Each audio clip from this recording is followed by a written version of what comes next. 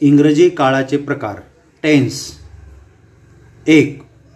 Present tense वर्तमान काळ. 2. Past tense भूतकाळ. 3. फ्युचर टेन्स भविष्यकाळ. असे 3 मेन प्रकार आहेत. प्रत्येक काळाचे 4 उपप्रकार आहेत. प्रेझेंट टेन्स वर्तमान काळ. सिंपल प्रेझेंट टेन्स साधा वर्तमान काळ. मराठीच्या वाक्यात क्रियापदाच्या शेवटी ते, त, ता, त, तो, तेस, तोस यापैकी अक्षर आल्यास ते वाक्य साधे वर्तमान काळाचे असते. यात क्रिया व्यक्त होते. वाक्याची रचना. इंग्रजी कर्ता क्रियापदाचे पहिले रूप यस प्लस पुढे वाक्य. उदाहरणे. तो जातो, ही गोज, मी जातो, आय गो, सूर्य उगवतो, द सन रायजेस, मला वाटते, आय थिंक, मी दररोज इथे येतो, I come here every day. कर्ता एकवचनी असेल तर क्रियापदाला वर्ब यस लावतात. उदाहरणार्थ सी प्लेज, ती खेळते. या वर्तमान काळात जर कर्ता अनेकवचनी आल्यास क्रियापदाला यस लागत नाही. उदाहरणार्थ डॉग्स बार्क, कुत्रे भुंकतात. होमवर्क. एक उदाहरण साध्या वर्तमान काळाचे कॉमेंटमध्ये सांगा. पुढील प्रकार आहे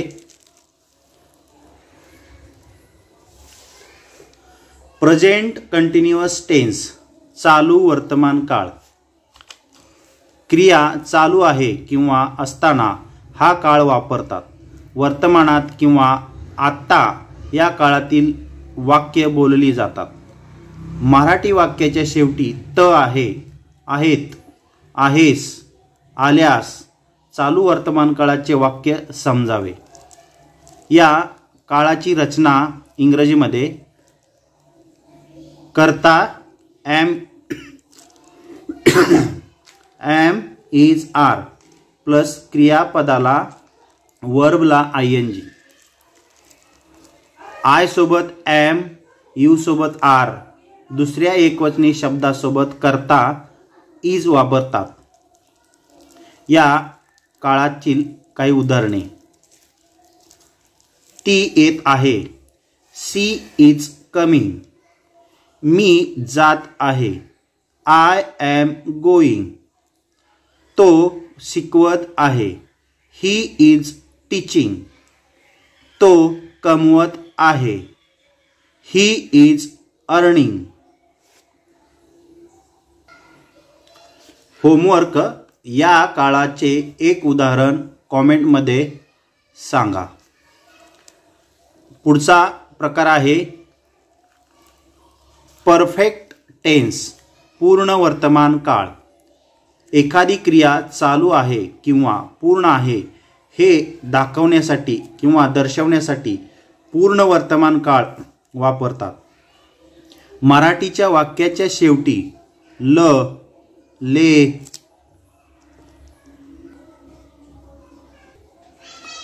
ला, लो, ली अक्षरे व आहे, आहेत, आहेस असे शब्द वापरले जातात. या काळाची रचना इंग्रजीमध्ये कर्ता प्लस हॅव, हॅज प्लस क्रियापदाचे तिसरे रूप V3 व पुढे वाक्य. अनेकवचनी याच्यामध्ये अनेकवचनी कर्त्याच्या पुढे हॅव वापरतात. एकवचनीच्या पुढे हॅज वापरतात. आय, यू सोबत हॅव वापरतात. या परफेक्ट टेन्सची काही उदाहरणे. मी आलो आहे, आय हॅव कम, तू खूप बदलला आहे, you have changed a lot. 3. मला हे समजलं आहे, आय हॅव अंडरस्टूड धिस. मी कारमध्ये पेट्रोल टाकलंय. I have put petrol into the car. चौथा प्रकार आहे प्रेझेंट परफेक्ट कंटिन्युअस टेन्स, पूर्ण चालू वर्तमान काळ. भूतकाळातील क्रिया सुरू आहे अथवा संपली आहे.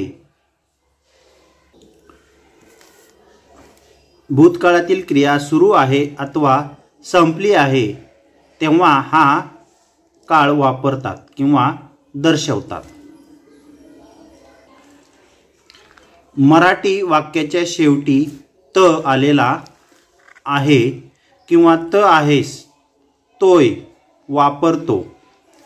या काळातील रचना आहे इंग्रजीमध्ये कर्ता plus have has plus been plus क्रियापदाला आय एन जी म्हणजेच वर्बला आय एन जी.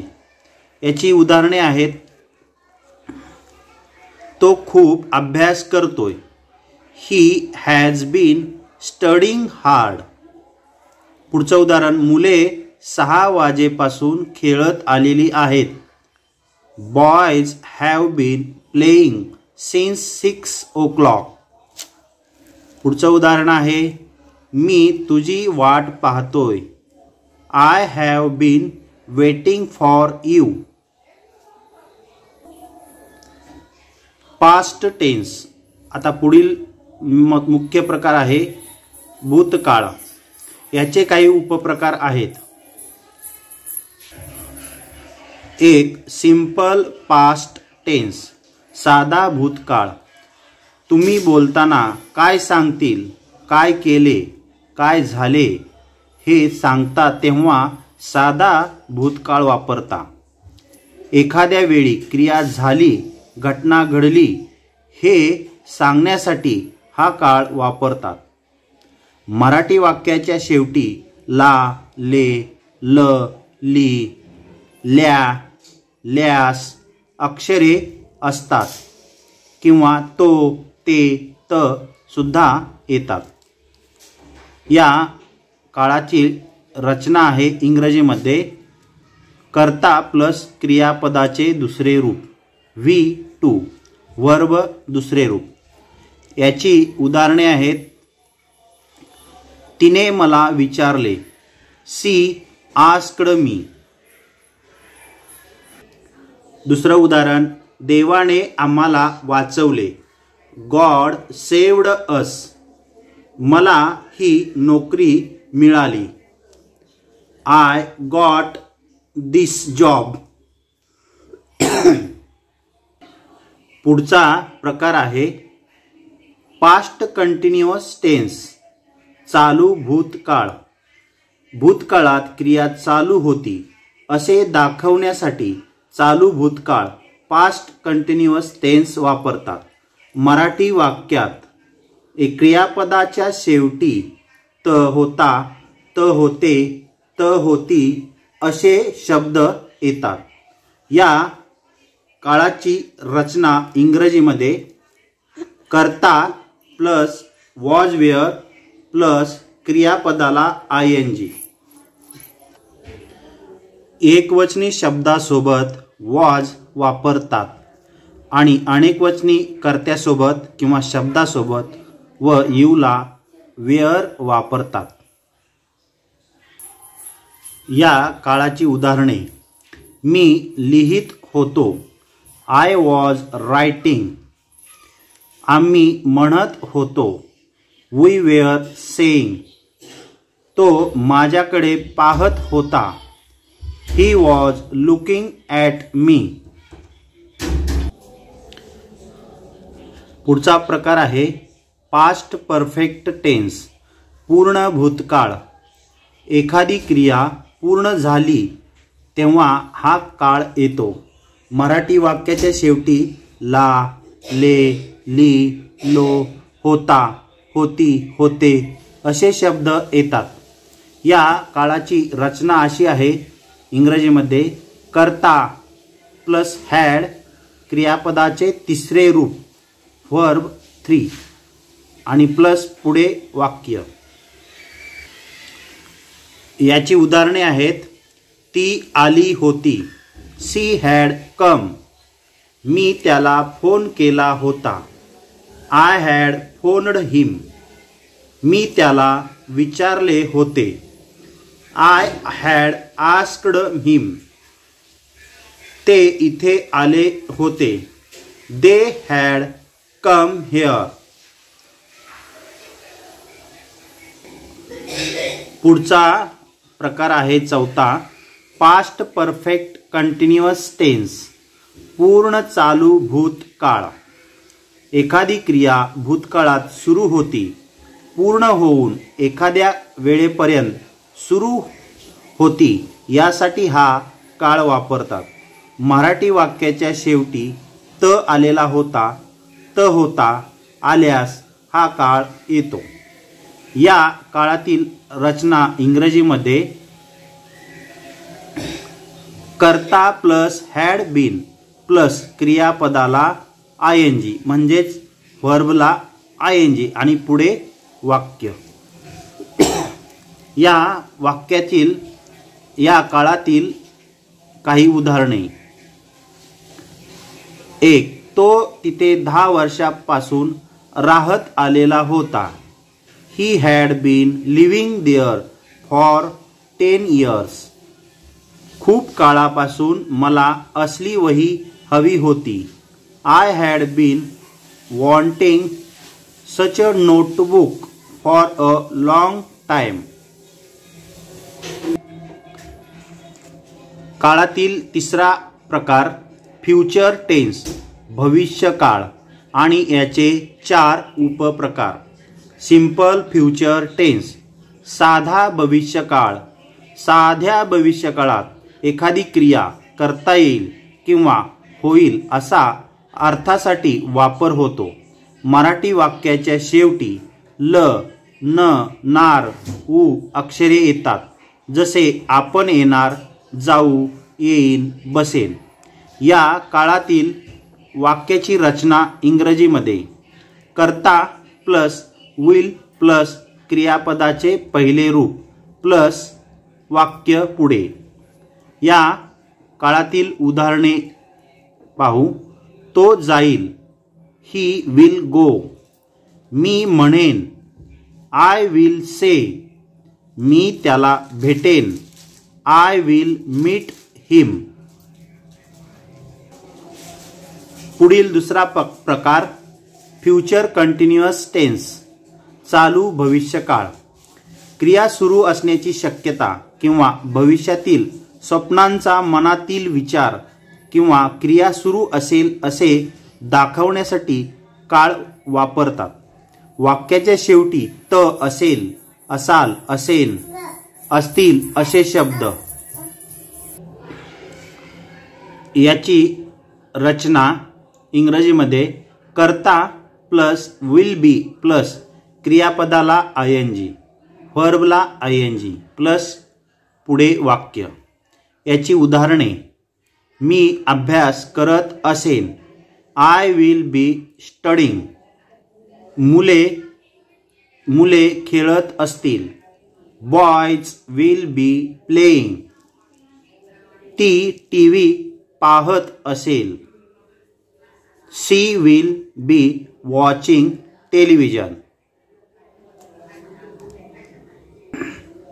पुढचा प्रकार आहे फ्युचर परफेक्ट टेन्स, पूर्ण भविष्यकाळ.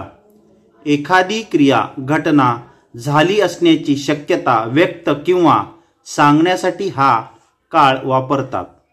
मराठी वाक्याच्या क्रियापदाच्या शेवटी ल, ला, ले, ली, लो, जसे पोहोचला असेल ही अक्षरे किंवा असेल, असतील असे शब्द येतात. या काळाची रचना इंग्रजीमध्ये कर्ता प्लस विल हॅव प्लस क्रियापदाचे तिसरे रूप. याचं उदाहरण आहे, तो घरी आला असेल. He will have come at home. Bus सुटली असेल. The bus will have left. त्याने ही बातमी ऐकली असेल. He will have heard this news. पुढील प्रकार आहे फ्युचर परफेक्ट कंटिन्युअस टेन्स. पूर्ण चालू भविष्यकाळ. भविष्यकाळात होणारी क्रिया घटना खूप वेळेच्या आधी सुरू असेल नाहीतर ती संपलेली असेल यासाठी हा काळ वापरतात. मराठी वाक्याच्या शेवटी त आलेला असेल असे या काळामध्ये येते. या काळाची रचना इंग्रजीमध्ये कर्ता plus will have been plus क्रियापदाला ING, वर्बला ING आणि वाक्य पुढे. याचं उदाहरण आहे मे महिन्याच्या शेवटी आम्ही इथे 6 वर्षापासून राहत आलेलो असणार. By the end of May we will have been living here for 6 years. Thank you. हा व्हिडिओ आवडला असल्यास लाईक करा आणि शेअर करा आणि या चॅनलला सबस्क्राईब करा. धन्यवाद.